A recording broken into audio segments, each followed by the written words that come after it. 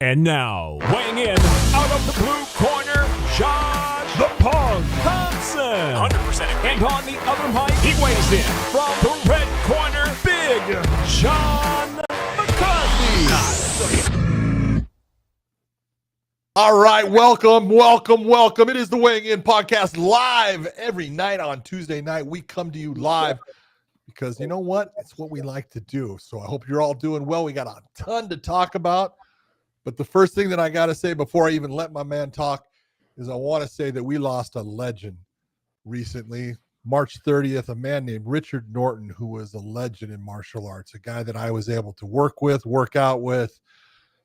Just a phenomenal martial artist, did everything, was a Jean-Jacques Machado black belt in jiu-jitsu, just a remarkable man, a remarkable stunt man. He was the bodyguard for Stevie Nicks, which I always hated him for, but I tell you what, man, he did everything in life, and he was always such a pleasure to be around, such a wonderful personality, just a gentleman to everyone from Australia. Rest in peace, Richard. Judy, I'm sorry, and God bless you and everything. So I don't think you ever met Richard, but just a phenomenal guy.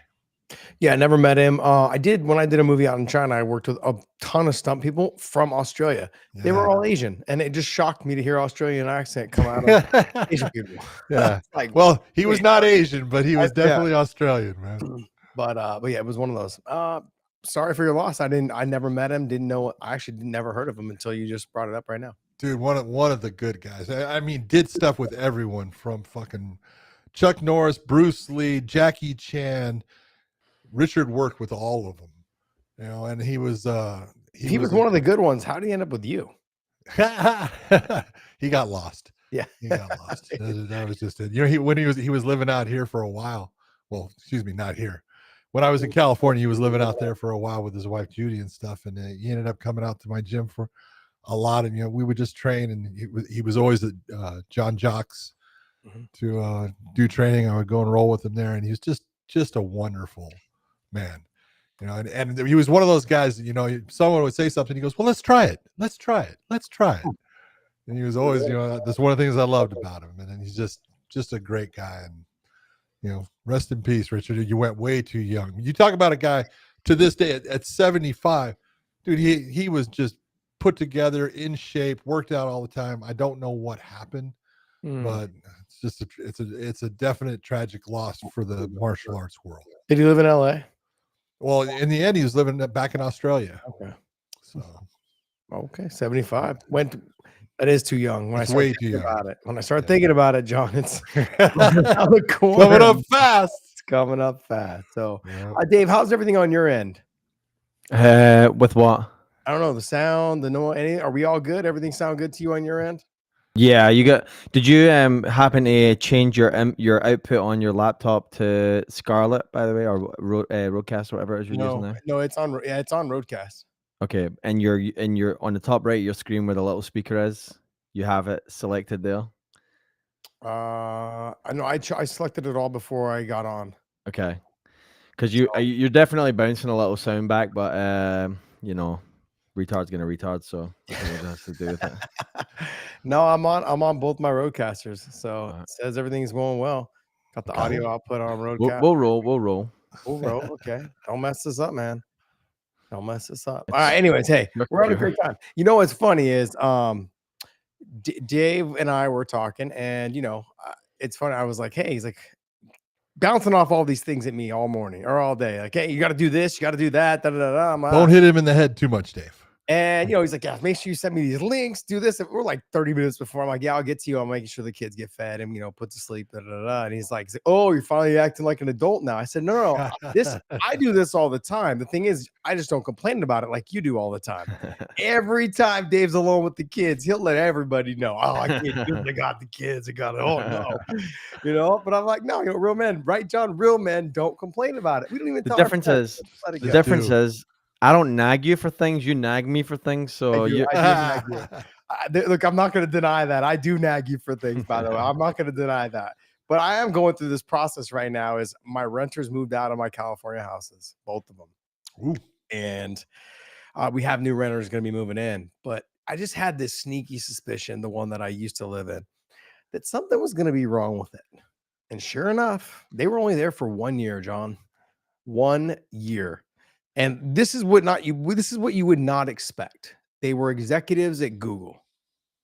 And I show up and walk into my house, or our management walks into the house, taking video of it. All the cabinet doors are off and gone. No idea where they're at. All of them.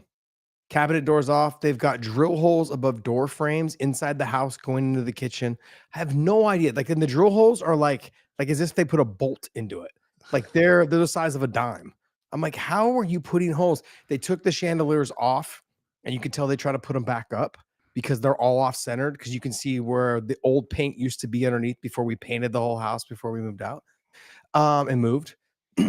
All of this. I'm like so thankful nothing's wrong with the pool. The pool cover still works. The pool is still blue. There's just things that you worry about, right? I'm afraid that if the pool cover, because they have an automatic pool cover, those things are expensive, man. They're between 15 to 18. Oh, yeah, they are. I'm not trying to replace that thing or the motor or anything else. The barbecue, everything is fine. The fire pits are all good. Everything's like it's working. Just a bunch of just dumb stuff. The staircase going up the house, it's got nicks on the wood and on the way down. So like they tried to move their furniture out and just kind of like basically looks like they just pushed it down the stairs with no carpet on it or anything. So no idea what the hell they're doing, but just random things are effed up. I'm like, how did you guys do this? Like they took the chandeliers down. I know that they broke the lights, but the thing is they have those little LED things with 2 prongs. They go into them, right? The little small lights. Yeah. But instead of like they broke it off at the light. And now you can't get. And then when I did when they were able to get one out, like it's broken now. So you have to replace the whole chandelier. Yeah. Because like they're just, anyways. Box them. Oh yeah. Here's the thing though. California, as of April 1st, made it even more lenient for renters. So there's basically whatever their deposit is, it's going to be very difficult to keep a whole lot of it. But these are executives at Google. Verified, pay for. They're here on visas from Canada, by the way. Oh, from Canada. Yeah. So I'm just Canadians are nice people. I'm in the process right now of like I really just want to sell the houses. And we talked about this. And that was my whole thing. Is man, every time I had a renter, they fuck things up, and it's like, no, I'm just selling. Dave's got some great renter stories. Man, it's a nightmare. It is an absolute nightmare. You can't get anybody to take care of your stuff. Yep. And it's like, yeah, you can, it's nice to still own the property and everything, but in the end, it's almost just a bigger pain in the ass. Oh yeah. You know what the hardest part is, John? Is it for me? The hardest part is like I'm not sentimental about stuff like this at all. It's like, oh, it's one of the first houses I bought. Then I'm not sentimental at all. I'm like, get rid of it. I don't care. I'm not a hoarder. Like if it's not new and I don't use it anymore, get rid of it. Like just give it away. But the fact, what is hard for me to give away? The 2.675 interest rate. That's what's hard for me to give away, because we will never see those. No, you're probably not going to see that one again. Ever. Like John, it's refi down to nothing. I pretty much owe nothing on that house because I bought it right after when the market crashed in 2009. Just take it. If you're going to sell it, invest the money in other things. Yeah, I mean, I'd have to roll it into California houses are just built different. Hey John, you never hit go live on IG, did you? On the browser? Oh, I did. Did you? Okay. It says live video, and I see a portion of myself on the screen. Okay, I just don't see you on IG, so really. So what do I? Oh wait, no, I just see you on IG. There he is. User error by Days for. Hi guys, look, just real quick.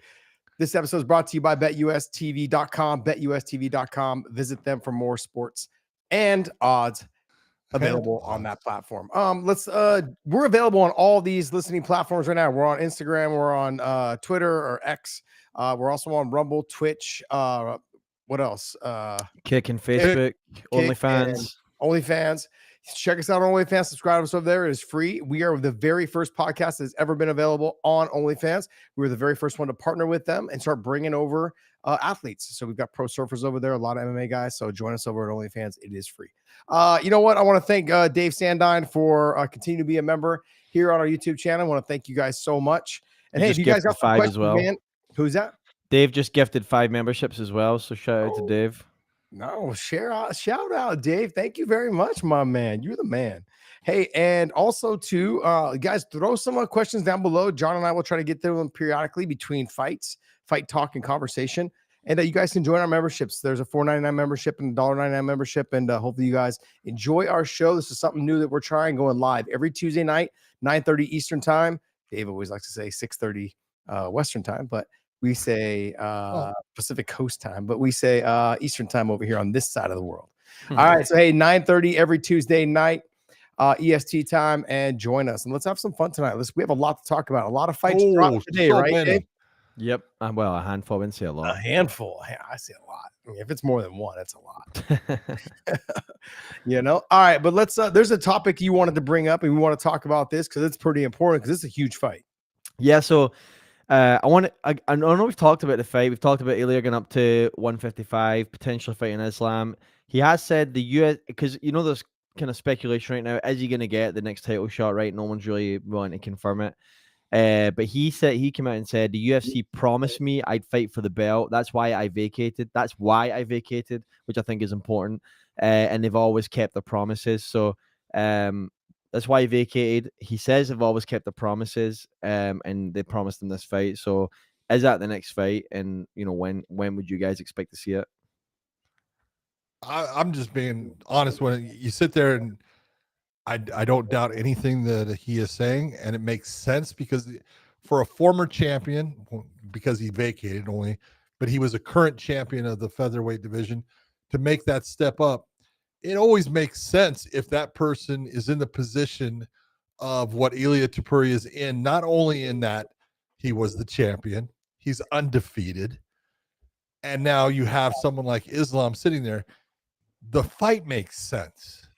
You know, the only thing that you could ever say, and this, you know, it's the one thing that's going to kind of surround Islam forever. Well, he fought a lot of featherweights. You know what? No, they're not featherweights. They're lightweights. Every time that he fought Volkanovski, they were weighing the same. Every time that, you know, if he ends up fighting, you know, Topuria, they're going to weigh the same. He's a lightweight fighter when he's fighting Islam. The one thing I know out of Islam, he's not going to sit there and duck anybody. You put Ilia Topuria in front of him, he'll say, when, where? Just tell me. And he'll be there. So I believe the UFC did promise Ilia. I think it's a good promise. I think it's, you know, a fight that everyone would love to see. It's one of the biggest fights you could have. And so make it happen. First, I want to say it's a masterclass in what Ilia did here. Yes. Fantastic. If you haven't figured this out or noticed, they've always kept their promises. They've always kept their promises or promise. I mean, that's put the ball in the UFC's court going, hey, you guys have made it public and you guys have always kept your promise. And that's painting them into a corner saying, shit, we need to deliver. And if they don't deliver, then they've broken their promise. Yeah. That being said, though, John, he deserves he deserves whatever respect you can give him. He is a fantastic fighter. He is a true threat to anybody, I think, even in the 55-pound division. Absolutely. Where I'm at on this is I kind of understand, because I think where there's a lot of hesitation is what you've already said. And Islam has come across and said it. Habib, I think, has even said it, as I recall. I know Javier has. He doesn't want to fight 45-pounders and then have the excuse being thrown back his way every single time. You fought 45-pounders. Yeah. And I understand they end up being the same weight. We all understand that. I think majority of people. That's going to be his issue, though. I think I wouldn't be surprised, just to be honest, if he vacates and lets Arman Sarukian and Ilia Topuria fight. I wouldn't be surprised if Islam bounces and goes to 170. He just doesn't want to be with that stigma anymore. And let's just say, God forbid, he does lose. Then it's over. Like he's lost his ability to go to the top or to 170. And he's talking about going to 85. I mean, he's always a bigger kid. He's about 6 foot, at lightweight. He does carry the weight really well. He's trained. I've seen him train with a lot of guys that are, in the 205-pound division, 185-pound division. and he does well. I mean, they're not world-class beaters. They're not in Yeah. the, some of them are in the UFC, some of them are not, but they're not making title runs. But still, I see the way he grapples with them and handles them. And I know everyone's different. We get that. I just I could see him vacating this title and being like, look, I've been here. I've already beat the guy that everyone said was the best guy at 145, even better than Jose Aldo. And now you got another guy who came along and he beat him because I knocked him out moments before or months before. Like, why? Why am I going to go back through this? And then you also, too, you go back and you look at some of Ilia Topuria's fights. I mean, you got taken down by Bryce Mitchell. And so everyone's like, oh, if you can't take him down. No, it's just styles are different. There's a threat. There's something there, whatever it is. Ilia Topuria is a stud. Do I think, I also look in Islam going like, if he fought somebody in the top 3 and then won, he'd be like, okay, he probably would do it. I know he beat Max Holloway, but he beat him at 145. And I said this, and you denied, you were like, no. And I'm not saying not just you. A lot of guys did. A lot of people did. It's not going to affect him. The weight cut back down to 45, I feel like affected Max and his chin. That's why I think Max is staying up. He put the weight on proper to fight Justin. Then he went back down and now he's back up. I mean, just at that stage of your career where he's at, the wars and battles that Max has been in. Look, I'm not going to make excuses. I just think that had an effect. I'd like to see Ilia Topuria come up and fight someone like a Justin Gaethje, fight someone like a Dustin Poirier. I would love to see him fight Arman Tsarukyan. That to me is that right there should be the number 1 contender fight. Like, I love Justin. I love Dustin. I think Justin deserves a title shot coming. It's right there. It should be. I know he's looking at the way out. But if you're shaping up that division, if you put Ilia with Arman and the winner gets Islam, Islam is going to go, I have no qualm about it now. You just beat the best guy. Like, I can't say no. And Islam's always said, I don't care. You bring King Kong in here, he makes 155. I'll fight him. I understand that motto for him, but he's also talking about his legacy. And you know how a lot of people talk about legacy, but him and Habib and Usman and Umar, they live for their legacy. They want everyone to recognize that Nurmagomedov name, the Makhachev name. They want them to remember them forever and knowing what they did, that they are the original group of guys that came from Habib's dad. Yeah. That's what's important to them. And so for him to say, like, I'll give another 45-pounder a shot, like if he beats someone, then I can see that. But if they're going to make him fight Islam, I think Islam goes up in weight. I just think it's like, okay, look, you think Islam goes up in weight with Bilal still the champion? I actually do. Really?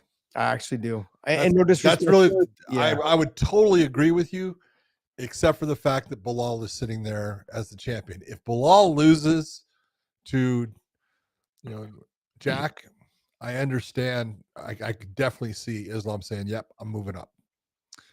But if he doesn't, I don't know. If there's one thing that better than anyone is how loyal they are to the people that are with them, and I just have that feeling that with Bilal sitting in that position, he would sit there and say, "Brother, I'm not going to do that. I'm not going to do that to you." But yeah, but here's the thing: who else would he fight in the meantime?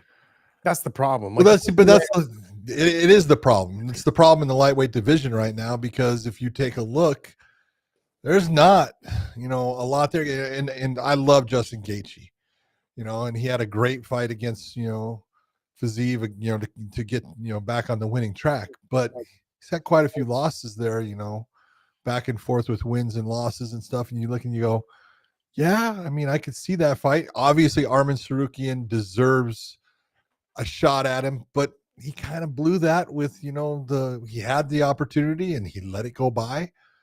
And I just look and I go, the best fight is that fight against Topuria. Yeah. You mean for Islam? You think for Islam? No. Well, I think it's the best fight for the fans. I disagree. I think the Arman one is. No. Well, okay. Well, tell me. Okay, just a simple put. Why would a fight between a guy that put down the belt, going up in weight, against a guy that's never had the belt, be a better fight for the fans than a championship fight? Doesn't make sense. What do you mean? Like Ilia Topuria. Oh no, John, I understand. Like I can see where Ilia Topuria, casuals believe that Ilia Topuria would be the better fight. Arman Sarukian's a way tougher matchup for Islam. I'm not saying that. You said the better fight. I'm talking about which one's the better fight. I'm saying between having Ilia Topuria fight Arman or fight Islam, the better fight for the fans is the one against Islam. I don't see it that way either. Tell me why. The reason why I don't say that is I think Islam walks through him. And then we end up with this whole talk. But then we end up with this whole talk again. It's another 45-pounder. That's what we end up with. It's gonna be people. Hold it, Josh. Are there people that don't walking through Arman Sarukian? Are there people that don't like you? No, everyone loves me. No, everyone does not. Okay, John, there's people that hate me, and that's okay. I can live with it. It doesn't bother me. JDS is what you got. You got Josh derangement syndrome. But I mean, you can't worry about what other people say, because there's some crazy fucks out there, right? There's people they're just nuts. Okay, I don't worry about those people. You don't worry about those people. And if people are going to sit there and say something about, oh, he only fought 145s, they're the nuts. If you beat him, a guy that was never beaten before, a guy that put down his belt to try to take your belt, it's a great fight. I don't see it. I just don't see it happen. I don't see the fight maybe getting past the second round. Okay. But that's what I'm saying. It's not a better fight. Like I look at it as a fight fan and someone that actually knows fighting. I care more about watching the Arman Sarukian fight because that is a better fight. He has a really good chance of beating Islam because of the wrestling, because of the grind, because of the power. Once again, are you talking about Islam fighting either Arman or Topuria, or are you talking about Arman fighting Islam? Arman fighting Topuria is a better fight than Topuria fighting Islam. I'm saying that the better fight is Arman fighting Islam over Topuria fighting Islam. How is that a better fight when it's not even a championship fight? For the fans. It is a championship fight. How is it who's the champion? Islam. Exactly. You have lost your gourd, mister. What are you, Dave, are you hearing this? Are you hearing this? Islam is the champion. It's a championship fight with Arman Sarukian. Oh my God, you've lost your mind, dude. You do me a favor. Pull those things out of your ears real quick and clear them out real quick, because I asked you the simple question. What's the better fight? Arman versus Topuria or Topuria versus Islam? I thought you were talking about the fight between them. I was like, what are you talking about? No. Like, look, the Arman and Topuria one to me is a good fight. I'm always saying the Arman and Topuria fight only based on the fact that it then gives credibility to whoever wins for them to fight Islam. It gets rid of the stigma of he's a 45-pounder. I understand what you're saying with that. But Topuria is saying that I've been promised that if I moved up in weight, I get a title shot. Arman is not a title shot unless Islam vacates his title. No, I understand that. I think Islam should vacate and go to 170. And if Bilal beats JDM, which I believe he's going to beat JDM, I think he waits. I think he either waits or he even skips 170 and goes to 185. But I will say this. No, John, just remember this. Bilal also said that after he beats JDM, he wanted to fight, obviously, Shavkat. Shavkat was not available. He's already beat Sean Brady. Shavkat's hurt. So, look, Bilal's also talked about going up to 185. He won't have to cut the weight. He'll go ahead and do that. Let's not pretend like 185, some stacked division that Bilal can't manhandle those guys either. I mean, let's just be real. Bilal right now is on roll. He's very confident. He's good. He's confident in his skills and what he brings to the table. I would not be surprised if Islam and Bilal talked, the camps talked and just said, hey, you're going to come up instead of fighting these guys. So you can go ahead and come up to 70. I'm going to go ahead and bounce up to 85 and we're going to see what happens. I would not be surprised. They do have similar management. Yeah, they do. They do have similar management, but then also too, look, in that 185-pound division, if I'm looking at it, like I would take Bilal over probably all the guys, all the way up to probably Chimaev. I mean, I would take him probably over Robert Whitaker. I'd probably take him. Kai Bahalo to me scares me a little bit because he's so young, he's so athletic, he's good, he's very talented. He'll be a threat there. But I'd take him over Cannonier. I'd take him over Delitze. I'd take him over Fluffy Hernandez. I'd take him over Marvin Vittoria. I'd take him over Brennan Allen. I'd take him over Costa. I'd take him over those guys. The pace that he would set, the ability. We just saw like the Vittori fight. He was tired. He was not tired, but he just wasn't fighting at a pace and throwing enough punches. Like, I'm sorry, Bilal's going to be in your face. He's going to be getting after you. So I wouldn't be surprised if he goes to 85. If Islam says, look, this is my time, brother, I got to come up. I wouldn't be surprised if they did this. And the UFC would probably be like, okay, like Bilal's going to 85. That's cool with us. Kind of spice up that division a little bit, you know, and the 70-pound division with Islam coming up. Just something. And then you have Ilia versus Arman, or you have Ilia versus Justin Gaethje. That would be probably the fight to make because they're not happy with exactly Faruqian. Yeah, you know, and you know, I don't know. That fight's to be made. So the buzz is that it's gonna be Max Holloway and Dustin Poirier, but I look at it as if Islam can go up in weight to 170 and Bilal goes to 85 after he beats JDM. You know, I think that sucks because I would like to see Bilal, you know, fight Sean Brady again. I'd like to see Bilal fight Shavkat, but I also look at it too that Islam has the ability to beat Shavkat. That'd be a fun fight. The Brady fight is a very interesting fight to me. Yeah, you know, because I'd like to see someone challenge Islam on the ground, and I think Sean's the guy to do that. Sean, at 170, I think he's the biggest challenge for Islam on the ground. Yeah, we talked about this 2 weeks ago or something, or when he fought. I was like, man, this is going to be. But then can he take Islam down, and can he hold him down? I mean, but then again, question. You know, you never know. Answers that's why you got to have him fight. Yeah, it'd be a fun fight. All right. The chat go side 70-30 with Big John. Dave Sandine made a good point. It makes me uncomfortable when these guys argue. It's like I'm watching It's like I'm watching my parents fight or watching Morning Combat. Alejandro Gutierrez asks, and I'm gonna Jamal Hill this guy's name. Jill Herbert head kicked Ilia down and is way smaller than Islam. What do you guys think Islam will do to Ilia? I think he is fighting for the BMF belt. Yeah, I mean, look, Herbert is good. He is good. Herbert's a slick stand-up fighter. Just lost last weekend or 2 weekends ago, but but I look at he is a slick stand-up guy. I also look at it. Ilia is a different fighter than that from before. Ilia did also lift himself up off the ground and fucking come back and get the win. Thank you very much, because that says a whole lot about who you are. Exactly. There's no quitting him. And like I said from the beginning of that conversation, I got nothing but respect for Ilia Topuria. I didn't have a lot. I wouldn't say I didn't have a lot, but I was like, he beat Volk after Volk literally got knocked out by Islam, and it came back too soon. We all know that. Volk talks about, I want to fight next week, or I'm going to fight next month. Dude, rest your brain and get back on track. We don't even know if we're going to get the same Volk for this fight with Diego Lopez.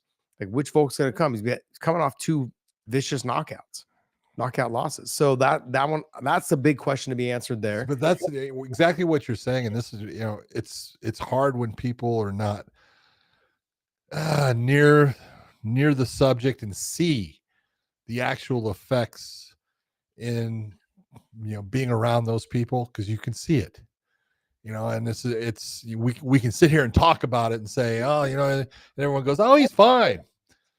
They're not fine. No, and you see it when you're around them. And that's why when we talk about it, saying, look, they need to take time off, there's a reason why. It is absolutely something that is visible. You can see it. You can tell by the way they move. Everything is a little bit different, and time is needed sometimes to heal. Yep. Ernie Vasquez, thanks for the $4.99. Thank you. Thank you, Any other questions in there?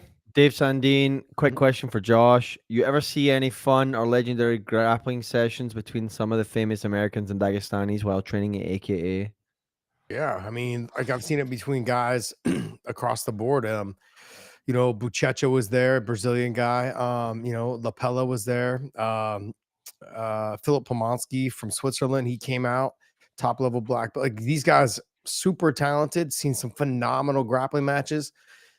Guys, they were just talking about how, man, this was back when Islam was just still really young, 26, 24, 25, 26, somewhere in there, was giving them all they could handle. They couldn't take him down. That was one. So it was a lot of guard pulling, a lot of like, hey, I'll sit on my butt and try to get you to enter and then try to sweep you. None of them really could sweep him. Top level world-class guys that are competing every other weekend, or guys that are constantly just training nothing but jiu-jitsu. And Habib's a little bit more of the defensive and, take you down, control you, and maul you, that kind of thing. Islam's literally sweeping these guys, elevating these guys, hook sweeping them, like subbing them, controlling them, side chokes, kimura. Like they just couldn't move from underneath him. So he has a combination. And I said this forever, that Islam was the better grappler / fighter than Habib. Habib was just so damn dominant at what he did. No one could stop it. Nobody. And so they just had different styles, but both at the end of the day are fucking two of the best guys ever to exist in the sport, especially at 155 pounds. So, yeah, there's plenty of stories, but I mean, I'm not going to tell you who tapped who and what did what, but yeah. I can tell you this though, because I know it was already been public, is that Luke Rockhold, yes, he did get tapped by Islam, by the way, because he did the Jackson podcast, said he'd never been tapped by Islam. And I said, yeah, he has. Yes. Yeah, he has. So anyways, but yeah, any other things? What else you got?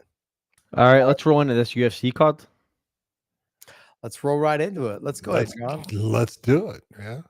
First off, let's take a look at this fight. Emmett against Murphy. This is Josh Emmett's in that position we talk about all the time.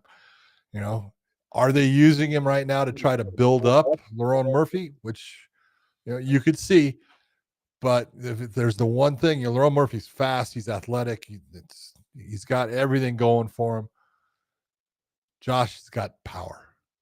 Josh Emmett's got power, and power will always be there. Now the question is, can he get the power on target in time? Because again, speed is not going to be in his favor in this contest. Lerone Murphy's going to be faster for him, but the better wrestler and the more powerful striker is one Josh Emmett. So Lerone Murphy's got his work cut out for him on this fight. Yeah, Josh Emmett's also the better wrestler. I said that. Yeah, so he's gonna be able to threaten the takedowns, get Lerone thinking about the takedown, and then watch out for the big overhand right. Just watch out for the big power, the pressure. Look, we've seen with Josh Emmett get frustrated with guys like Michael Johnson. Yeah, Michael Johnson. Michael Johnson. We've seen him get frustrated, but he also just stayed the course and was eventually able to land the big shot. He's going to have to do that with this fight. He's got to make sure he tracks after, but he's got to cut the cage off this fight. He's got to make sure that he's putting the pressure, being smart about it, doesn't leave himself open. And, he utilized that wrestling. Even if he doesn't get the takedown, that's the question. Legs. Will he, though? Will he utilize the wrestling? Will he be offensive with his wrestling is my question, because you take a look and, he can do a lot of work up against the cage after, just closing the distance, getting a clinch, and just try to slow Lerone Murphy down some, which will help him in being able to cut off the cage and everything. Because once his footwork stops moving as much, he becomes a more stationary target. Yeah, the thing with me, John, and I've said this for the longest time, is that fighters, when they get in on the wrestling, don't spend too much time hanging on the legs. Unless your fingers are almost touching and you can lock those hands. Yeah. Don't hang out down there. You're carrying that person's weight. On top of that, now with the elbows, not having to worry about 12-6, they can just go ahead and let them fly as long as they're not hitting the back of the head. They're hitting the side of the head. There's no reason to hang out down there. You're literally making yourself super tired, and these guys now are doing damage also too while making you carry their weight. So I've always said this is you attack on the double. If you can't get it, or you attack on the single, run it to the double. If you can't get it against the fence, then just work your way up to the body lock right away. Come up with some sort of strike. And if you want to press them and keep them pressed there, keep trying to do damage. Maybe drop back down on the single. And if you don't get it right away and can't pull them away from the fence to sit them and dump them, then run them back to the fence. And then if you can't scoop and lift, then go back up to the body lock. But it's all going to be done quickly and in transition. Yeah. So you're not getting beat up, or you're not chain wrestle together. Yep. And so you're not carrying this person's weight. And look, and if you can't get those takedowns, and you feel like, look, they're starting to slip away. Once you make that space, don't let them get away scot-free. You got to like make the space and start to circle out, but make them pay. So land those strikes on the way out, which is a big deal. That's kind of where I'm at on that. I do like Lerone Murphy, the speed. I think he'll have the reach advantage. He's going to have, obviously the speed and the athleticism, but can he keep his back off the fence? That's one. And can he keep his chin down as he gets tired going into rounds 4 and 5? I mean, those are all questions that need to be answered. True.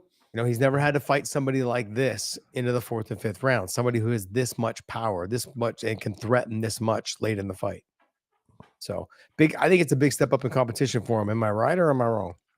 No, I think it's a big step up for Murphy in the fact that he's never faced a guy that's been at that top level, fighting for a championship, which, Emmett fought for the championship against Yair when it was the interim. So, it's the best, it's the toughest fight he's ever had.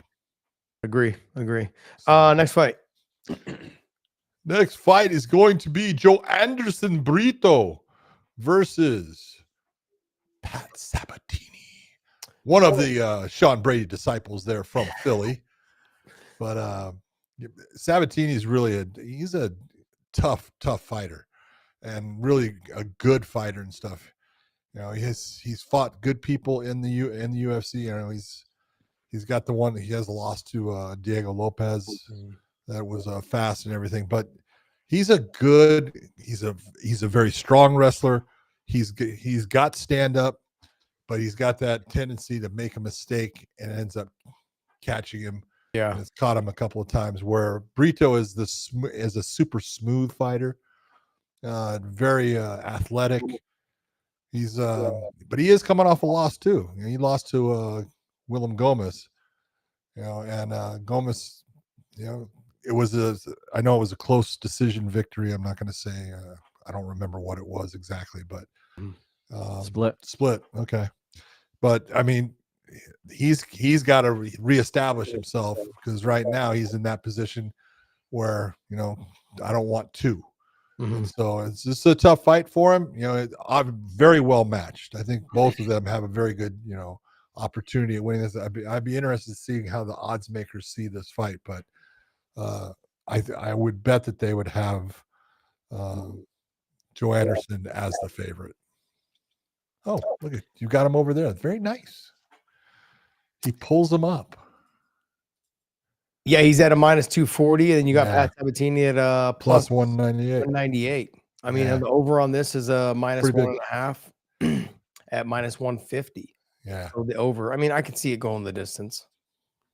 Yeah, it can. The real question is what happens in the Sabatini, in my opinion, needs to get past the first 2.5 minutes of the first round. He needs to settle himself down. He needs to get into where he's comfortable in the fight, gets a takedown. If not, is doing okay in the stand-up and is able to get his reads. All of those things are important for him. Usually when I've seen Pat have problems in a fight, it's because it's fast and he just makes a mistake and gets caught. And it can happen to anyone, but he's an aggressive fighter, and that's what makes him fun to watch. Interesting. John, I mean, do you want to talk about the next fight? Because I want to skip on to Marty Boudet, and then I wanted to talk about, obviously, the Brad Tavares and Jared Mersarch fight. But talk to me, Goose. No, go ahead. You want Kennedy Njoku against Martin Boudet? I think you can tell me what you think, but I think Kennedy is in the right weight class now. Yep. He's fighting at heavyweight. He's a big body. He was losing weight to get down to light heavyweight. He's got great reach. He doesn't start real fast. No. That's his real problem. But once he gets, that train rolling, Kennedy is a handful, and he's a problem for a lot of people. So I think this is a good matchup for him. Go ahead. His style is very difficult for people to deal with. He just he's like you said, he's long. He utilizes his length pretty well. And when he gets into the clinch, he's kind of like a dirty, grimy fighter. Those knees, just the clinch. He's good at hanging on people. And I agree. He's in the weight class he needs to be in. Yeah. If you're cutting any weight as a heavyweight trying to get down to 205, it generally starts to backfire. So just go ahead and just be your natural weight. Just walk around. Don't worry about the cutting weight. Just do what you do. Look, he's a lot more athletic than a lot of the heavyweights that are in the UFC right now. Absolutely. This should work out for him as long as he can avoid the big shot out of breaks, or if he can avoid the big shot from someone stepping in and landing the big power shot over the top, or or whatever in those situations. I don't really see how guys can. I mean, there's gonna be some guys that you get lower in the ranks that'll be able to figure them out. Yeah. But right now, where Martin Boudet is, I don't see that happening. No, excuse me. I know Boudet, he got his best win. If you're going to sit there and look at, names, I think his last win was against Andrei Arlovsky, and you look and you go, hey, it's a great name, but Andrei's at the end of a long career. And it wasn't like he beat up on Andre. It was a close back and forth and stuff. So you got to give the nods got to go to Kennedy in this matchup. Yeah.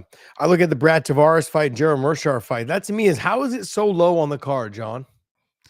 Well, it's on the main card. Oh, I get it. But I'm saying, why is it so low on the main card? Is this kind of open up the night? It's not opening up the night. The one they have opening up the night is the intriguing fight. Really? Oh, yeah. Yeah. Okay, go ahead. Let's talk about Brad Tavares and Meerschaert first. This is one of those ones that, look at Gerald Meerschaert fights everybody. And we all know where he's good. We all know where his strength's at. He can be in the stand-up with a lot of people. And he can be in the stand-up with one version of Brad Tavares. But he can't be in the stand-up with the other version of Brad Tavares. And it just depends on which Brad decides to go out there and fight. Because when Brad is putting pressure on guys and actually throwing a lot of shots, he's got good kicks, he can tear people up. Mm-hmm. But he can also go out there and at times be I don't want to say lazy, but just like take his, not be in that position where, hey, I got to put stuff on him. And against someone like Meerschaert, I know he doesn't want to make the mistake and end up underneath him. Don't blame him. Meerschaert is, just phenomenal on the ground. But Tavares needs to go be the Brad Tavares that is an aggressive fighter. Yeah. And if he's aggressive in this fight, I think he gets the win. If he's not, I kind of look towards Meerschaert getting the win. Yeah, I look at Brad. Outside of Brad like throwing a kick and Meerschaert catching it and getting to the ground, I think it's really going to be Brad Tavares' night. But Brad Tavares has been known to slow down as you get into that third round, only because he throws with so much power and so much aggression. So he's got to make sure that he realized Gerald Meerschaert will still be there in the third round, still trying to get the takedown, still trying to press him to the fence, still being able to strike a little bit too. So let's not count Gerald Meerschaert striking out. So Brad Tavares can't afford to leave himself wide open in exchange, is thinking like nothing's going to happen. Yeah. Brad's got a good chin, but Brad's also chin's been checked a couple times. Yep. So he's got to be cautious and careful. And when he does land a big shot, that doesn't get overzealous and try to get the finish and leave himself wide open and be clipped. Yeah. That's one. Two is never stop forgetting about the takedown and the takedown defense. Brad Tavares has got to make sure that he's always prepared to stuff the takedown, and Gerald Meerschaert's always got to be willing to shoot that takedown, especially if he gets clipped or hit. Yeah. So it's going to be, that to me is a very interesting fight. You like Ode Osborne. I know you like him a lot. Go ahead and let's talk. Well, Ode Osborne is the one that's starting off. Okay. You missed that one. Okay. Because the one that's actually starting off the main card is Robert Valentin against Torres Finney. And Torres Finney he's one of these guys. He's 10-0. I don't know if you've seen him fight. I watched him on the Dana White's Contender Show because he's been on there 3 times. He's undefeated. He's been on there 3 times. This guy he's like 5'8". He's 185 pounds. Okay. 5'8", which is not, we're talking Duran Win here, right? Okay. But he's from Chattanooga here in Tennessee. He went to Tennessee Chattanooga as a running back. He was a 230-pound running back on the football team there. The dude's an athlete. He is put together like a brick shithouse, and he's got power. He hurts people. Now, I'm not saying that Robert Valentin can't win this fight, but I'm saying this is a great main card start off between a guy and Robert Valentin he's only fought in the UFC one time. He lost that fight, but Torres Finney was a guy that, Dana White basically like I said, 3 times on the Dana White Contender Show because he said, no, you're not good enough to fight in the UFC. No, you're not good enough to fight in the UFC. He wins the 3rd time. He goes, okay, I guess you are. Yeah. So we're going to find out how good he is to fight because I really look at it. how much does the pressure of now being on the main show, you're starting it off the main card, that's something that builds up. No matter what, you try to just get it out of your mind, but it's there. But he's got incredible power, incredible strength, and if he fights smart, he could end this fight quickly. If he doesn't, I see Robert Valentine, as the fight goes on, having a better and better chance of possibly getting the win and taking the guy's O away. But Torres Finney he's one of those guys you look at and you go, this is a good story. Let's see what happens with it. Is he built a little bit like Grant Neal?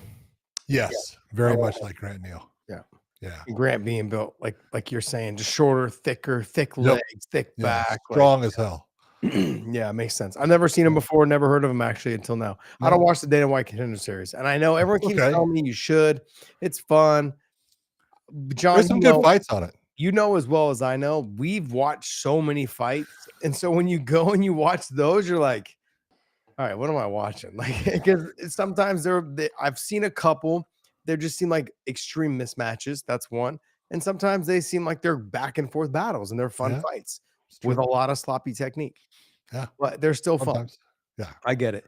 Any other fights on here you want to chat about? Nah. We have a lot to cover tonight. Oh, good. I know. So let's get going. Tonight. Before we move on to the PFL's fight card that's happening this weekend, I want to thank you guys so much for continuing to support us and support us over on OnlyFans. If you guys are listening to us over on the OnlyFans, I think we've got several thousand subscribers over there now.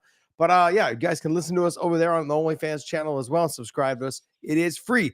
We were the very first podcast to ever be and ever partner with OnlyFans. And then we started slowly talking more fighters and athletes into going over there. And guess what?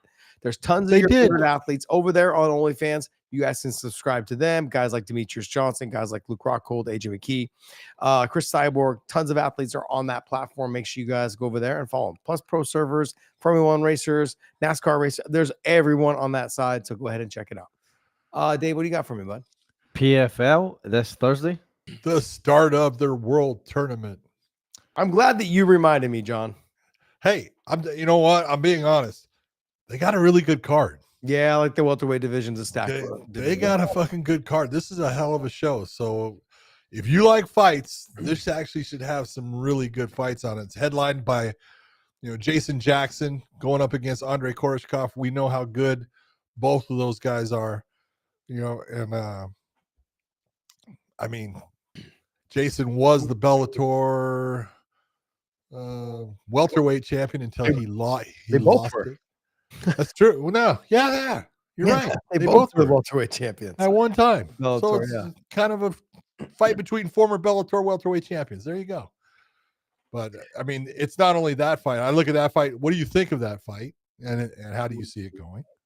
I think it's going to be a great fight, man. It's really going to come down to both of them are going to stand. They're going to trade, and they're going to just sling it. Very similar styles. Yeah, very similar style. Koreshkov's a lot more explosive in terms of the spinning kicks and things like that. Yep. He will be a little bit more unpredictable.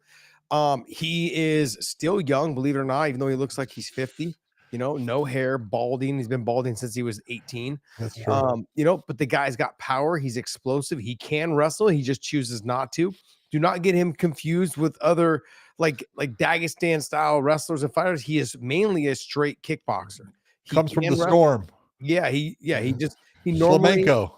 He comes to stand and bang and trade with a lot of spinning kicks. He's just fun to watch fight. And Jason Jackson comes from a great gym over at Kill Cliff, trains with a lot of the best guys in the world, and he's a great stand-up guy. But his background is wrestling. He will use it when he needs to. He just chooses to stand.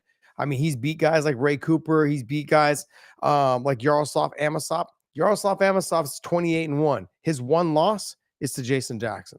Fantastic fighter. This is going to be, I'm glad they made this the main event, because if I was expecting fireworks, it would be from this fight right here. It's a good one. But the co-main event is Jesus Pinedo, who had won the PFL tournament a year ago at 145 and then was injured and couldn't go through it again. He's going up against Adam Borch, which you know how good Adam Borch is. That's a hell of a fight.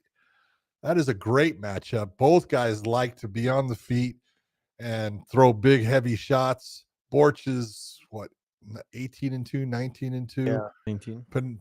19-2, and Pinedo is 23-6. So that's a great matchup. I guess for me, like Pinedo is somebody that can just walk you down, put pressure. He will take shots to give a shot. Adam Boric has got all the skill that you want in a fighter. He's built like a Greek god. I mean, he's a smaller, obviously a 145 pounder, but the guy can fight. He can scrap. He can do it all. He's got flying knee knockouts. He's so impressive. But what happens is his talent only gets him so far, and the ability to bite down on the mouthpiece and get after it is not there. Whereas Pinedo is going to bring that action. And if Adam's not ready for it in the third round, look for Pinedo to start to take over the fight, potentially look for a finish. It's going to be a great fight. I think it's going to be a fun fight, but I think only because Pinedo is someone that will walk you down and make you fight a dirty, grimy fight. And those are fun fights for the fans. Whereas Adam Boris is the guy that will pick you apart and make it look pretty because he looks pretty. He's got that sculpted body, that I like to pretend I had. But he's a phenomenal fighter with all the skill, John. He just doesn't let it out. And that drives me absolutely crazy to see a kid with that much talent, that much takedown defense, all of these things. He should be walking away with the division. He just doesn't live up to it. I mean, there was so much hype around him when he first came into the Bellator. And guys like Jesus Pinedo can beat him if he just continues the pressure and just does what he does. That's going to be a fun fight, but I'm leaning more towards Pinedo. Yeah. Magomed Umalatov taking on Logan Storley. You're talking about Dagestani type fighter here. Umalatov was undefeated. He lost his last fight. He was in the finals. He lost to Shamil Musayev, and who is just phenomenal. But is that factor that he lost that first fight, is that going to affect him in this fight with Logan Storley? We know how good a wrestler Logan Storley is, but he's had some problems since going over the PFL. He lost to Musayev before Umalatov, and so these are two guys that both now have losses to Musayev. But I think this is a great matchup again. Yeah, I mean, look, I think that Logan Storley's got he has to go back to the drawing board and kind of figure out himself. Use a little bit more stand-up, not shoot raw. What I mean by shooting raw is not setting up his takedowns as much as he could.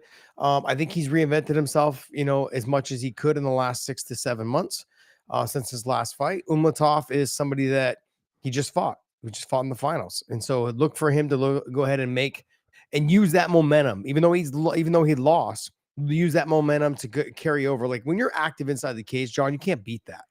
Yeah. That's something that you can't get nothing beats live action inside the cage. One thing I kicked myself in the ass for is I didn't fight enough. And a lot of it is because I was with Strikeforce, which I loved Strikeforce. Just we didn't have as many shows as I would have liked to. I wanted to fight more often, and I just wasn't available for me. And we tried to get as many fights as I possibly could. But this fight in this situation, like with the PFL, I'm hoping they get fights as much as possible. Logan Storley getting that chance to finally make a name for himself over in the PFL. The fight that I'm really interested in is this one here coming up, is Movlid versus Jeremy Kennedy. The reason why I'm interested in it is because Jeremy Kennedy is a big 145 pounder. The guy stands next to me and I'm like, he's like my size. And he's also a good wrestler. He's a good wrestler. And Movlid is fast and explosive. Kovalaev is freaking a stud. But he's shorter in stature. He is explosive. He is fast. He can wrestle. He puts it all together. Plus, he is the former World Series, not World Series, but PFL champion. Yeah. PFL champion. So him coming back, he's been off for a while. It's been 2 years now? He's been off? Something like that. I think he's been off for 2 years. Now he's back. What did the layoff do to him? He's been training nonstop because I see him all the time in the Habib videos. He's always training. They're always working. He's still 21-0. I know. Isn't that crazy? Yeah. He's like, look, I'm going to come back. You guys I made money. I'm done for a little while. Yeah, he's back. He's back. But look, Jeremy Kennedy is no easy fight for anyone. No. But then you take a look, Jeremy Kennedy, how is he going to be coming off that loss to Patricio Pitbull? That's it. Because Patricio Braga. Okay, but didn't he lose to Pitbull before that? Right before. Okay, so I forgot the Braga fight. Yeah. But yeah. But still, coming off 2 losses, Jeremy's been one of those guys. He's just been steadfast. He's the guy that constantly grinds people out and puts work in and is able to control people, dominate people. Movlid's going to be a very tough fight for him. So, yeah, but I actually think Jeremy matches up with Movlid better than someone like a Patricio. It's always the guys that are big time strikers that he, is in that position of when do I shoot? When do I shoot? When he gets him down, he does well. If not, it becomes a longer fight for him and stuff. So I actually think this is a fight that he could win, like you're saying. Mhm. I would say that Kabalayev is definitely the favorite in it, but Jeremy Kennedy can get a win here. John, what night is this fight on? Thursday. So it's on Thursday. Thursday night, yeah. And what time is it on? Don't ask me that. I don't know. Jesus, John. Let me see. And then what is it? Is it on ESPN? Yeah, it's on ESPN at 7 p.m. I believe. Is that Eastern time? Is that that's Eastern time. Well, 6 Eastern, 6 p. Eastern. Yeah. Oh wait, 6 that says 4/2, which is tomorrow. That's not right. Oh, that's a weigh-ins. Wayne's don't count. They don't have the show itself. Oh yeah, there we go. 10 Eastern p.m. Yeah, 10 Eastern. That's the main. So I think your preliminary is 7. It'll be like 1 a.m. when we're watching. Of course. Love Of course. Come on. Anything Is better? this pay-per-view? No, Thank this is just ESPN. They went to that Plus, pay-per-view bullshit. I'm like, man, you guys got to be fucking kidding me. But the fight that actually sets off the no, I don't know if it sets it off or not. Maybe it's not because it was the 5, but it should be. But anyways, you also have what is it, Mohammed Berkamov? He's taking on a guy in Thad Jean. A lot of people haven't heard of Thad Jean. Thad Jean is undefeated, 8-0, super athletic guy, very fast. Defense. That's really going to be the guys. It's one of those things you look and you go, he's very strong, athletic as hell, but he is definitely making a huge step up in competition going up against Berkamov. We're going to find out. I've never seen Thad Jean fight, so we're going to find out how good he is. Yeah, he's good. I enjoy watching him fight. He's athletic, but this one might be a little bit too steep of a climb at this point. Can I say something? Yeah. I feel like this is exactly where the PFL should be. Absolutely. It should be on Thursday nights. Absolutely. And it should be on ESPN. Yeah. And it should be this type of format of tournament style more. Single elimination. No bullshit points. You lose, get the fuck out. Okay. Yep. This is what happens. This is the nature of the beast. And it's you win, you move on. You win, you move on. This is exactly how it should be. And occasionally, if you want to throw in, as the tournament gets set more, throw in another big name fight on the top card, or just as a co-main event, whatever it is, and you fill the bottom card, to get more fights in there with some of the other top fighters in your organization. Yeah. It just makes sense. Yes, it does. I'm glad they finally pulled their heads out of their ass and they've got something working now, John, because this is wonderful for me. Like this, I mean, here's the thing. I know that when we were having discussions, not we as in me, but like Bellator was having discussions about CBS, Showtime, blah, blah, blah, blah. I know a lot of people that worked in the organization said that we should have stayed with CBS Sports. It was on Thursday nights. Absolutely. The whole staff. We all said that. We all said that. But, the higher ups above our pay grade decided no. But it just came down to CBS Sports. We were getting more viewership over there. It wasn't a paid platform. It was Thursday night. We weren't competing with the UFC ever. And it just worked out perfectly. Yep. And I would have loved for us to have stayed there. I think we'd probably still be in existence if that had been the case. I doubt it. Yeah, you're right. Probably. Viacom's not the brightest. Yeah. Well, I mean, they're selling everything right now. It sounds like they're selling Paramount. Kind of says why. Yeah. All right. Look, is there any other fights on this PFL card that's happening on Thursday night on ESPN? Yeah, I think one that people should look for is Gabriel Braga, who did get a win against Jeremy Kennedy. He's taking on a guy named Yves Landau, who well is from France. Super athletic, does all kinds of flips and crazy stuff, a lot of flying knees and everything.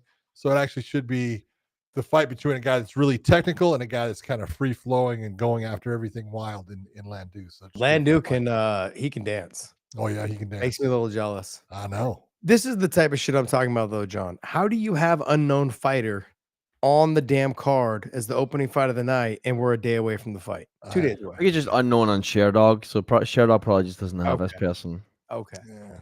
All right. Well, hey, hopefully you guys tune in. Look, I'm going to tune in just so we can talk about it on Saturday night after we get done recapping the UFC.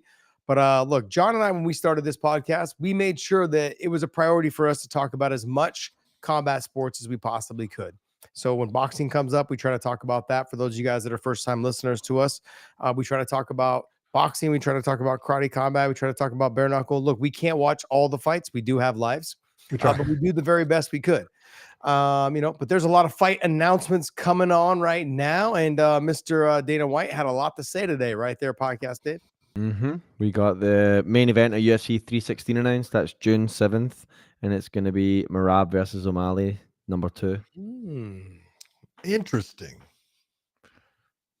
Do you really think this is the fight they should have made? No. Okay. No. Can you tell me why? You agree with me? Because I could tell in the tone of your voice that you agree with me. Well, let me hear why. No, I asked you why first.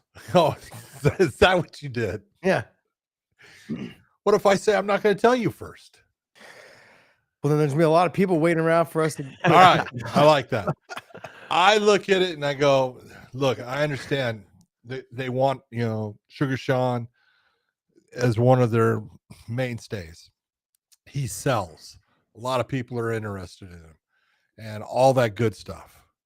But you can't sit there and tell me that there aren't other people out there. Merab had the fight against Sugar Sean. Then he faced off against Umar. We got a great win there against Umar, who is undefeated. But there are some people out there in that weight class that I look at and I go, yeah, he deserves a shot. One of them would be Corey Sandhagen.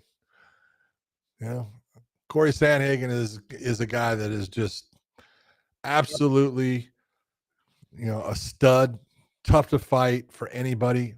Peter Yan is now on that list too. He's back in the winning form, and he's a former champion. He's got that over Corey Sandhagen, and so I just look and I go, I know you're trying to bring out Sugar Sean right away and see how you can do, but I kind of think I would rather watch fights that I hadn't seen, like even though I've seen Merab against Peter Yan, but I haven't seen him against Corey Sandhagen.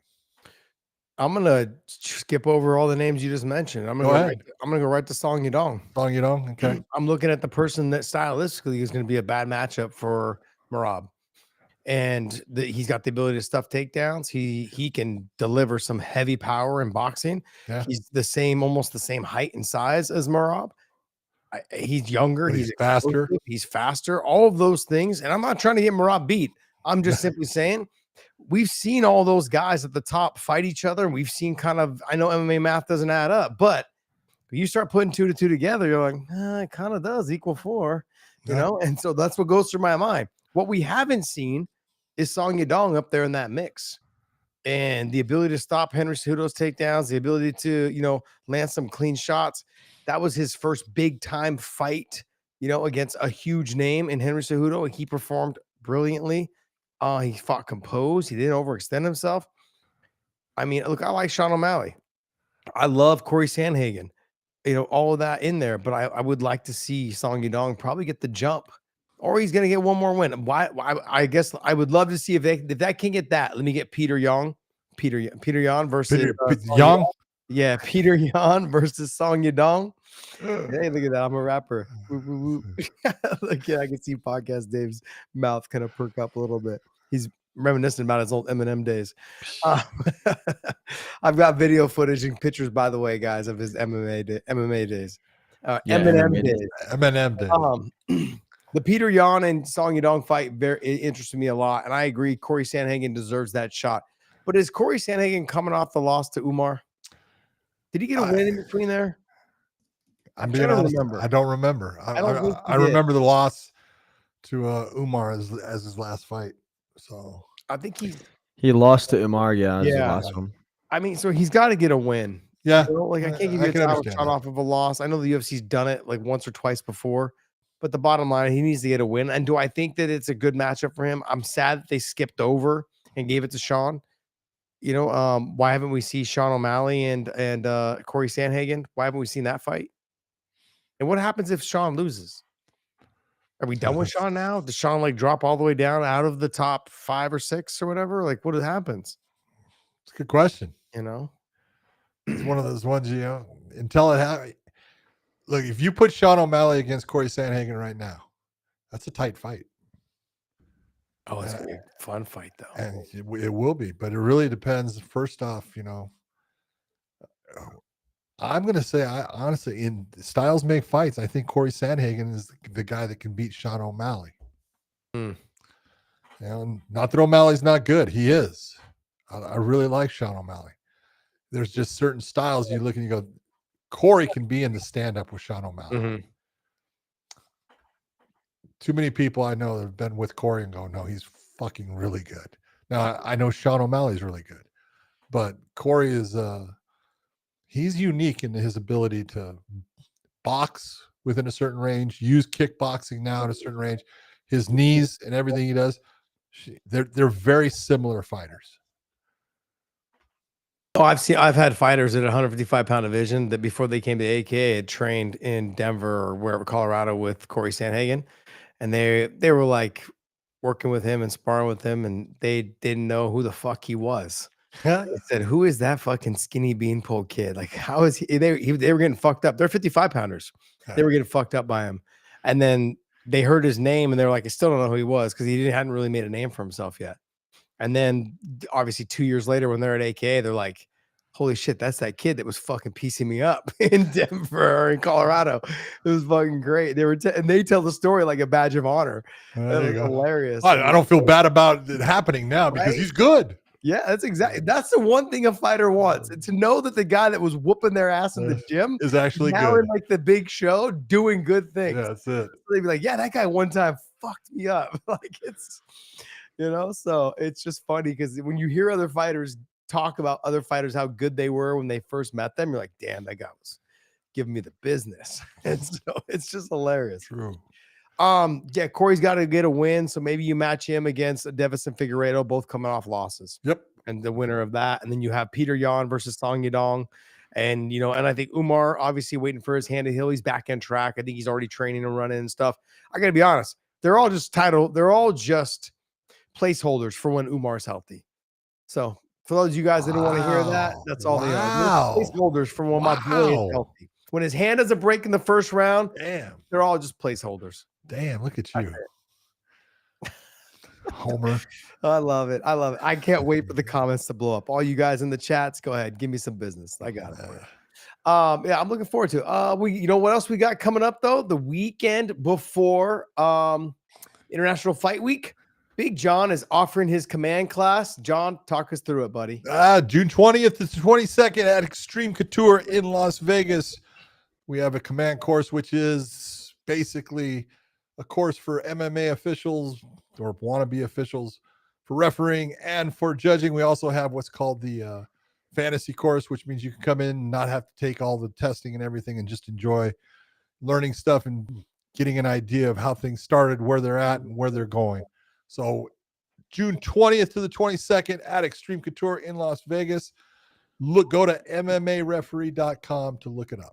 And guys, I'm just going to quickly roll this so you guys can get information very digestibly right here. Hey, this is Big John McCarthy. I was a referee for 25 years. I was involved with mixed martial arts at the very beginning and helped set up the rules. Now, I teach a command course. You will be able to get in the cage with fighters. There will be other referees that you see on TV all the time. They're teaching you. Now, there is the referee course, which is a 3-day course. There's the judging course, which is a 2-day course. And then there is the fantasy camp, which is your ability to come in, learn everything that you want, but not have the pressure of testing. If you have an interest in MMA, this is the course for you. Go to MMAreferee.com, June 20th through the 22nd, and it will be held at Extreme Couture in Las Vegas. I hope to see you there. So, if you want to be an official or know more about the sport of MMA, come see us June 20th through the 22nd. What next, Dave? All right, let's hop onto this. Co-main here for UFC 316. Co-main, because we just got the main being Merab against Sean again, but now we have the women's bantamweight championship fight between Juliana Pena and Kayla Harrison. This is the fight that everyone's been waiting for. This is the one that Kayla came and said that she wanted. She's now getting it. How do you see this fight going? John? Look, Kayla, like if I run into her, she probably gonna try and whoop my ass. I mean, because the last time when she fought Holly Holm, I was like, I don't know. I think the reach, maybe the speed. And then when I saw her get in there and Holly had slowed down so much, it wasn't the same Holly that we all obviously remembered. But on top of that, I was more concerned about Kayla making the weight. That weight, it was a big concern. It was a big concern. It was like not just dropping one weight class, but dropping two. And she talked to, we had her on the podcast. She talked about how she hated to cut the 45 and she didn't want to have to do it. And so why should she have to do it? Now she's in the UFC fight cutting to 35. And I'm like, damn. But it makes sense. If she's getting paid a certain amount of money and she's going to go ahead and try to win the title. And we all know if you win the UFC title, that's going to pay her more than what the PFL was paying her. So all she had to do is get there. Well, I'm going to sit there. I look at it different. I'm not. The PFL was paying her a lot. You're right, John, but it's $1 million to win the tournament. She won the tournament. Yeah, how many times? And she was getting a pay besides that. So, the thing, I think Kayla is in that position. Kayla, she wants people to realize how good she is. Mm-hmm. And, I think her entire thing with going over to the UFC was she was tired of people saying, yeah, you don't fight in the UFC. And, there are those people that they need that validation of, okay, well, here, let me show you. And my bank account doesn't care what the fuck you say. Well, and that's how my bank. Everybody looks at things different, but I think Kayla looked at it and said, you know what, I need to. I don't give a shit what I'm going to be making. I want to prove to people who I am and what I'm made of, and that's what she's doing. This is a fight. When you look at it, people are going to. Neither one is fantastic in the stand-up. Okay, neither one's a great stand-up fighter. Both of them are outstanding on the ground. Juliana Pena is way better than people give her credit for on the ground. She is a very good grappler. Now, she doesn't have the takedowns that Kayla has, and she's more dangerous off her back, I would say, than Kayla is. But Kayla in the top position is more dominant. So Kayla ain't fucking hitting her back, John. That's not where Kayla lives. Like you clinch or she gets close to Kayla. Fucking Juliana Pena is taking fucking first class airline tickets. Yeah, her feet will be over her head. She can get tossed so fucking hard. She's gonna take a flight on Air Kayla. Yeah, no doubt about it. But it's one of those. Look, people for how long have people been downplaying things that Juliana says and things that Juliana does? All I can say is she's tough as hell. She is an absolute fighter, and she has no quit in her. And so Kayla Harrison's going to have to take that title. I'm not saying she can't, but I'm saying it ain't going to be easy. I think it's going to be easier than people think. Okay. Yeah. And look, I have nothing against Juliana Pena. I think she spent so much time, I don't want to say dodging the fight, but just, calling for the Amanda Nunes fight, calling for everyone but Kayla Harrison. And I think Kayla Harrison's just been getting better since then, keeping her weight under control, doing all the things that she needs to do to make sure she becomes the champion. She's a professional through and through. Kayla Harrison is, being an Olympic gold medalist, being just somebody who just mentally can just turn the switch. I know, two-time, okay, but Olympic gold medalist, being someone who can just turn the switch, John. Yeah, she like, can. look, this is my goal. I don't see anything but my goal. And that's what it takes. Juliana Pena she's up and down throughout her career. She's still a steadfast, she's still a fantastic fighter, but off of her back, Kayla Harris is going to be too strong. She's going to be too aggressive. The ground and pound is going to be too vicious. Submitting somebody like a Kayla Harrison is going to be very difficult. I know you're good off your back. You're going to threaten some stuff, and Kayla's going to have to survive a little bit, maybe in one or two positions, but nothing I think that potentially will catch her. Yeah. I think the power of Kayla Harris is going to be too much. You basically don't get used to throwing guys around and people around, and then all of a sudden, because you cut the weight, it doesn't work anymore. No, her technique makes her stronger than she really is. Absolutely. When you're so skilled in what you do, especially someone like her with the foot sweeps and the hip tosses and the throws, she feels a lot stronger than she really is because it's so effortless, because it's the technique mainly doing it. The other part that is looming here, in the way I look at it, is one of the things that Kayla never had the ability to use at the PFL is she couldn't use elbows. Yeah. Her in the top position throwing elbows, not a good place to be. Yeah. And like you said, like, well, Juliana's good off her back. Yeah, she's good off her back, but that's not where you want to be. No. Kayla Harrison. No. And so if Juliana Pena is going to have success, she needs to be able to stay out of the clinch. She needs to be able to try and outbox her like she did Amanda Nunes when Amanda got tired. She needs to show the dog in her. And that, no disrespect, I'm not calling her a dog. I want to make sure we're clear on all of that, okay? But she has the ability to bite down on the mouthpiece and fucking get after it. Juliana Pena does. Yeah. She needs to do that in this fight. But from the very beginning. Yeah, from the very beginning, she needs to push that pace and see if Kayla Harrison in the 4th and 5th round is the same fighter as she was in the 1st, 2nd, and 3rd. Because that weight cut, even though she's been able to keep her weight down a lot closer to 135, it's still going to be a pain in the ass. Sure. Kayla Harrison's probably walking around 55, maybe 50. I'd say it's probably 55. So getting down to 35, losing that weight is going to be tough no matter how you cut it. And for a female, it's a lot tougher than it is for a male. A lot tougher. Yeah. So, look, I love watching Kayla Harrison fight. I think she's got the ability to stuff Juliana Pena, but it's going to have to be from the top position, grinding on her, making her carry her weight, big elbows, big smashing ground and pound. On the feet, I'm going to give it to Juliana Pena if she can stay on the feet. If she can keep it on the feet and try to do what she did to Amanda Nunes in their first fight. Yeah, in their first fight, where she can do that, I think she'll have success, especially as the fight goes on. I think overall, the question should be, how is Kayla Harrison going to be in the 4th and 5th round if it gets that far? If it gets that far. Yeah. So, but I'm excited that they finally got this fight together. Juliana was fucking head moving and shit, trying to get out the way of that. But, ultimately, bobbing and weaving. Yeah, bobbing and weaving. Ultimately, the UFC, they get what they want.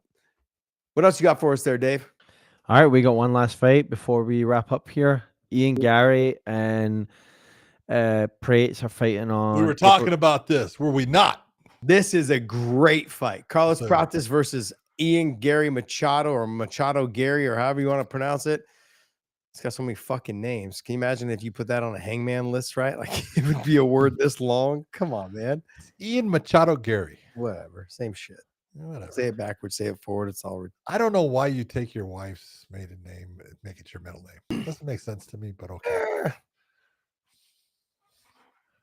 Don't get pussy. Whip that pussy. Bang, bang, bang. Bang, bang, bang. Oh, jeez. Like, what do you need a middle name for anyways? I don't John, know. this is a fantastic fight. This is a great fight. This is a fight that right now, I know Machado Garry's coming off of the loss to Shavkat, his first loss. Prates is as hot a fighter as you can find right now. He has just been eating people up and looking great and doing it. And I think, Garry is a fantastic young fighter. He's going to be champion someday. And this is as good a contender fight. I mean, really, you got to give it to Garry because he's dropping down to as far as fighting a guy that's way lower ranked than him. And I like the fact that he's doing that. I like the fact that he's not sitting there saying, no, I only fight guys that are above me. So he needs to fight. He's coming off his loss. Yeah. His very first loss of his career when he fought Shavkat. And let's just be honest, he didn't look great. Neither of them did. No, I understand what I'm saying. The fight was boring. Yeah, but we kind of said, did we not? Yeah. I said, you know what? This fight could be incredibly boring.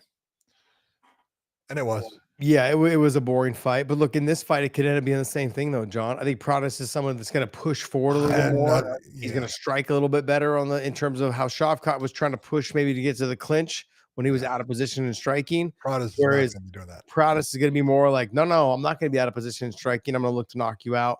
Flying knees, all the works. We're going to get an exciting fight. We're going to see how good Garry really is. Yeah. This is one of those fights going to test him. Oh, so now you're a wrestler? Are we going to see that out of Garry? Hey, it's not a bad idea. I'm just being honest. Gosh, John, talking about, oh, man, you should wrestle. Are you serious? Get the fuck out of here with that shit. Hold on. When he was going to fight Michael Venom Page, and he was talking all this stuff about this stuff. And we go, look, if you want to be smart, you're going to try to take that fight to the ground. Yeah, if you want to be smart. And what did he do? Yeah, he took it to the ground. Took the fight to the ground. But John, it was a boring fight too, though. Okay, but if there's one thing that you'll learn now you're a wrestler out of Ian Garry is he doesn't sit there and he'll say something, but he knows what his game plan is going to be. And I wouldn't be surprised if he's got some takedowns coming in to this. Oh, for sure, he's going to try to hit takedowns. Yeah, for sure, he's going to try to hit takedowns. Yep. But I'm excited that the UFC was able to put this fight together. What's the date on this fight? April 26th. It's coming up later this month. Coming up quick. Oh, it is. So I think because they lost a couple fights, right? Oh no. Did they lose? They lost. I heard they're losing they lost the Jeff Neal fight. Yeah. And then I heard they're losing the Khalil Roundtree fight as well. So they're gonna have to make up some stuff. So I don't know if they've found a replacement for that fight or what, but somebody's hurt in the Khalil Roundtree fight, from what I understand. I don't know which one, but they're saying that it might be off, or not that the fight is off, but somebody else is gonna slide in, hopefully. I don't know overall, but you know what, John? I wanted to get a little love and recognition to my boy over here, who I just so happen to be sporting his shirt because of I wanted to support him. Is Kyoji Horiguchi signing with the UFC? Sign back. That's a great addition. There you are, big dog, Yeah. giving you some love. The whole American Top Team is happy for him, and look, I'm happy that he's back. I'm happy he's back with the UFC. And if you're gonna sit here and say, like we just talked about this the other day, that whole division has been run through several times. Moreno's fought the champion Pantoja 4 times. You know, you've got Roy Vol and Moreno have fought. Like they've all fought each other, and so this is what they need. They need that person to insert themselves and give some excitement. Look, as when you're taking a look at the flyweight division in the UFC, which is where Kyoji belongs. He doesn't belong going to 135, even though he's fought 135 a lot. But you got Manel Cape is ranked 6 or 7 in the flyweights right now. Yeah, something like that. Kyoji's already got a win against him. Mm-hmm. Okay, and you could take a look and put him against any of those guys in the top and go, tell me it wouldn't be a good fight. There's guys that could give him problems, but he's still so fast and so good at getting in and out, and his wrestling is good, and he's got all these different things that he does. He's got the ability to just walk in there and create problems for just about everyone. So it's a great addition for the UFC to get him back. I'm going to continue to say this, is that the UFC doesn't have a star problem. What they have is that their old dogs are just not going away quietly into the night. And so they need to bring in 1 or 2 guys in each weight class that they can insert in right into the top 10 that are going to make some waves. And Kyoji Horiguchi for sure is going to do that. If I'm looking at this division, I think he beats Albazi right off the bat. Kai Kara-France, he beats. Tyra, he beats. Cape, he's already beat. Like, I wouldn't even go any further than that because he's going to be up in the mix. I'd put him right in there with Moreno or Royval right away. Yeah, and he's right. I might even be honest, John. I might skip over all of them and put him right in with Pantoja. I don't know if they could do it because he's been, a Rising champion, a Bellator gave up his champion. title for to come over. He was the Rising champ, Yeah. so it kind of makes sense for them to do it. Well, they brought in freaking Asakura. Yeah, did they not? So yeah. I mean, I'm just saying it kind of makes sense for them to do it. That's where I'm at. Like, I think honestly, they would have given Patricio a title shot had they done this 6 years ago. But the fact that he's 38, they're like, we got to you got to fight somebody. Like, I can't just give you a title shot because if you go out there and look really bad, it's gonna they didn't give him an easy fight. No, they gave him the worst fight they could possibly give him. Yeah. Yep, they did. What they do. What I love about him, he's like, I don't give a fuck. I'll fight them all. Dude, did you see his tweets to Yair? Yeah. Hey, pussy, sign the contract. Yeah. That's just how he is. He cracks me up. He's a great guy. He's a family guy. He's a great guy. But when it comes to business, he's like, look, we're gonna fight. This is our business. So I do. But I'm happy for Horiguchi. I'm glad. I think the UFC needs a little insertion in there for them. It's like someone to kind of spice it up. He'll break up all that, and there's plenty of guys for him to fight right there at the top. You got Kai Kara-France, you got Albazi, you got Moreno, you got Royval. He's a great addition. I say because he was the Rising champ. Plus, he has experience with the UFC from before. Look, his only loss in the UFC was a championship fight to DJ. Yeah. That was And his losses, John, after that were to who? 135 pounders. Yeah. And guys who were considered to be the best guys right now in the world, you know, Patchy Mix and so forth. So like his losses have been to all the best guys, all the best guys. So I'm looking forward to seeing him fight. I'm glad that he's back. He gets to fight at his normal weight class now. And he's going to fight guys his weight. So I'm excited. He's got speed. He's got power, his footwork, his lateral movement, all of those things, the way he gets in and gets out. Fuck, it's going to be fun. It's going to be fun to watch him fight. Pumped. Dave, is that all for us? Yep, that's it. Go to weighingInmerch.com, weighingInmerch.com. Pick up some of our apparel. It is available there for you guys at weighingInmerch.com. Also, pick yourself up the best hydration drink in the business, LMNT, with the link down below in our descriptions. They give you a bonus package with every purchase. And of course, join us over at OnlyFans and BetUSTV.com. BetUSTV.com gives you all of your best odds. And check out the sports. Check out the sports on there as well. So check it out. For everyone out there, there is a fantastic lineup of fights for you to watch Thursday nights, the PFL, with the start of the welterweight Grand Prix tournament that they have. I think it's also featherweights in there. And then you've got the UFC from the Apex. I hope you have a fantastic week, and we will see you.